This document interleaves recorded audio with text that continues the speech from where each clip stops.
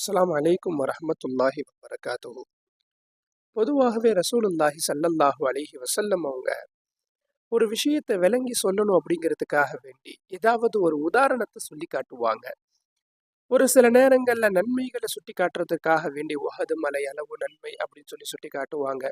ஒரு சில நேரங்கள்ல சஹாபாக்கள் இந்த உலகத்தினுடைய காசு பணங்கள் நான் அதிகமா சம்பாதிக்கிறேன், ஒரு ஷார்ட்டான டைம்ல குறிப்பிட்ட டைம்ல நான் இவ்வளோ லாபங்கள் அடைஞ்சிட்டேன் அப்படின்னு சொல்லும் பொழுது சில நன்மையான காரியங்கள்ல இதை விட அதிகமான நன்மைகளை செய்யக்கூடிய அமலை சொல்லி தரவா அப்படின்னு சொல்லியெல்லாம் நபி அவங்க அந்தந்த காலத்துக்கு ஏத்தாப்புல அந்தந்த மனிதர்களுடைய மனோநிலைக்கு ஏத்தாப்புல அவங்களுக்கு நன்மைகளை அதிகமாக சொல்லி கொடுத்துருக்குறாங்க.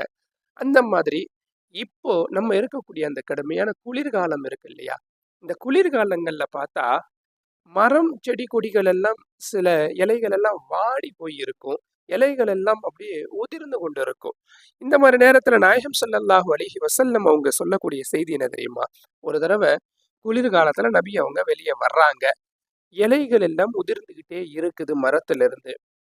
கிளையில நபி அவங்களுடைய கை வைக்கிறாங்க, இலைகள் மேலும் உதிருது. அப்போ பக்கத்துல இருந்த அபூதர் ரதியல்லாஹு அன்ஹு அவங்கள கூப்பிடுறாங்க. அபூதர்ரே அப்படின்னு சொல்லி கூப்பிட்ட உடனே ஹஸரத் அபூதர் ரதியல்லாஹு அன்ஹு யா ரசூலல்லாஹ் இதோ வந்து விட்டேன் நாயகமே அப்படின்னு சொல்லி வேகமா ஓடி வர்றாங்க. ஹஸரத் அபூதர் ரதியல்லாஹு அன்ஹு அவங்கள்ட்ட நாயகம் ஸல்லல்லாஹு அலைஹி வஸல்லம் அவங்க சொன்ன செய்தி என்ன தெரியுமா? ஒரு முஸ்லிமான அடியான் அல்லாஹ்வுடைய பொருத்தத்தை நாடி தொழுதுட்டான் அப்படின்னு சொன்னாக்கா, இந்த மரத்திலிருந்து இலைகள் எல்லாம் உதிருது இல்லையா, இந்த மாதிரி அவனுடைய பாவங்கள் எல்லாம் உதிர்ந்து விடுகின்றது அப்படின்னு சொல்லி ஹஸரத் ரசூலுல்லாஹி ஸல்லல்லாஹு அலைஹி வஸல்லம் அவங்க சொன்னதாக அபூ ஸர் ரலியல்லாஹு அன்ஹு அவங்க அறிவிக்கிறாங்க. இந்த ஹதீஸு முஸ்னத் அஹ்மத் என்ற கிதாபுல வந்திருக்குது.